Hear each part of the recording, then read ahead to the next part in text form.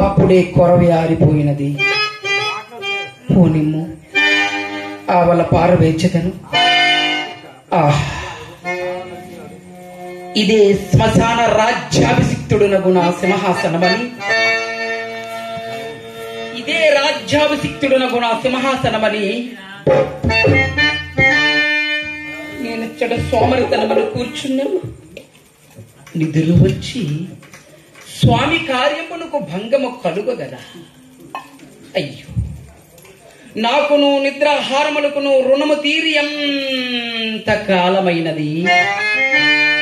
సుగుణవతియు నా అర్ధాంగి లక్ష్మియగు చంద్రమతి దేవిని కొడుకుతో ఒక్కడికి దాసిగా ఎప్పుడు అమ్ముకుంటినో అప్పుడే నాకును నా సౌఖ్యమునకును రుణము తీరిపోయింది. ముండిపడి ఈ ప్రాణము మాత్రము వెడలిపోకున్నది. ప్రాణము పోయిన ఇన్ని కష్టములు ఎవరు అనుభవించగలరు?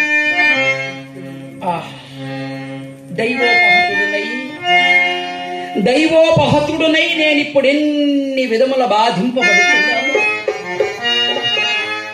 ఈ లోకములోని కష్టములన్నీ నన్నే కోరి భరించినట్లున్నాను.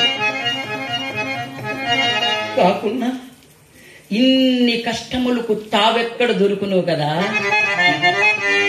రాజ్య వియోగమునకై దుఃఖింపను, మహా అరణ్యవాసాది ఘోర దుఃఖములెన్ని సంభవించునను కడకు అతి నీచతంబగున ఈ చండాల దాస్యములకు కూడా పరితపింపను. చిరపట్టిన దాది నన్నే పరమ దైవముగా భావించుచు నా మూలమున తనకంతలేసి కష్టములు సంభవించినను క్షమాగుణ సంపత్తి చేయ సహించుటియే కాక తన్ను ఒకరికి తెగనమ్ముకునుడు నీచంబని నే సంకోచించినప్పుడు నాథా సత్య ప్రతిష్ఠికై నచ్చిన నీచ కుర్చుంబులన్నీ సగౌరవంబులే అగులని నాకు ఉత్సాహమును కలిగించి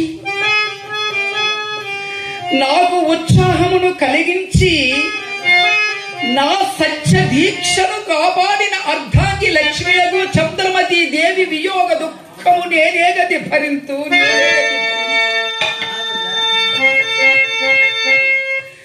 దేవి అసూర్యం పశ్య, నీ రాణివాస సౌఖ్యం ఏమయ్యనో గదా దేవి. పతి బ్రతికుండగనే అనాథవై ఒక్కలి దైవ పోత్రురాలు కావలసి వచ్చే కదా.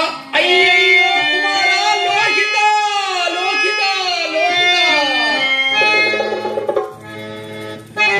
మరల నిన్ను ఎన్నడు చూడగలుగుతున్న తండ్రి, మరల నిన్ను ఎన్నడు చూడగలుగుతున్నయ్యా. దాసదాసి జనంబుల చేతుల నుండి అడుగటు పెట్టనీయక మిగిల ధారాపమున పెంచిన నిన్నట్టి నిష్ఠూరతమంబగు దాస్యమును అప్పగించుతుంది కదయ్యా.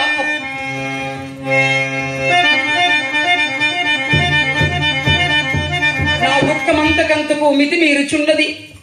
గడిచిన విపత్తులొక్కడొక్కడుగా తలంపునకు వచ్చిన ధైర్యమును మరింత మాపుచున్నది. ఆనాడు నా భార్యాపుత్రును కాలకౌసుకునకు విక్రయించినప్పుడు దాసి కదలవేయని పారుడు తన తల్లిని అదలించినాడని